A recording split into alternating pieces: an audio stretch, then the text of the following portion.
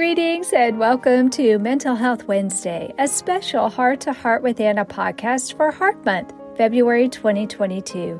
Each Wednesday, I will be doing a short podcast with an activity you can do to bolster your mental health. If you decide to join me in this activity, please let me know. You can send a photo or a note to share your experience, your feelings, or a story related to what our task is each Mental Health Wednesday. Did you know that kindness is good for your mental health?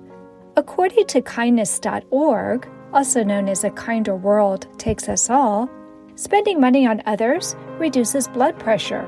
It's similar to taking blood pressure medication or exercising.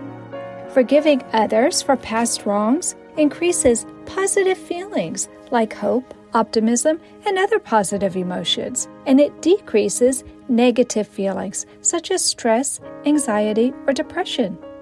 Kindness can reduce the negative effects of stress. A 14-day study found that people engaging in helpful behaviors had less stress than when the study began. And kindness reduces social anxiety in the giver. So for today's Mental Health Wednesday, let's perform an act of kindness and let's share how it made us feel. In preparation for this podcast, I performed an act of kindness. I was hard at work on preparing a podcast a day for Heart Month when all of a sudden my phone rang. It was a new friend asking me what I was doing right now. At that time, I was preparing to record this very podcast. This new friend told me that he was in need of a ride and asked if I could pick him and his brother up and give them a ride home. I did it. I wonder if I would have done it if I hadn't been working on this very episode.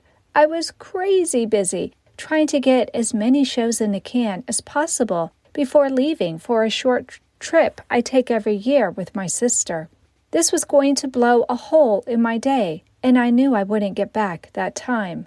But did it matter if I did or didn't? I provided the ride and had a chat with my new friend.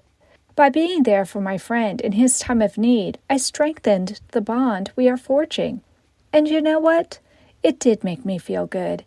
I drove back home after delivering my friend and his brother to their house, and I knew I wouldn't have time to record the podcast.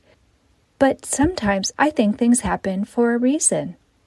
It just so happens that when I was at a podcasting conference in Nashville, Tennessee, I met Tammy Oropesa. When I met her, she was helping at the podcasting conference, and I stopped to talk to her. When she heard about my podcast and what we do at Hearts Unite the Globe, she asked, "How can I help?" She is an up-and-coming musician, and I told her I always need music. So she offered to write a song for me. The music that you're hearing in the background, that's Tammy's song. It's her gift to all of us. That's her act of kindness. What act of kindness will you perform today? Last week I asked all of you to tell me what you were grateful for. Monica A. Mossy wrote, "Outside of being alive, I am grateful for my family, Jax, her adorable little dog, and my friends, especially special friends like you, Anna Jaworski and Frank." Well, thanks, Monica. We love you too. And Jenny Muscatel said she's grateful for family and friends. I'm curious to see what acts of kindness you'll share with me. Wouldn't it be lovely if we could all make the world a little bit kinder, not just today, but every day?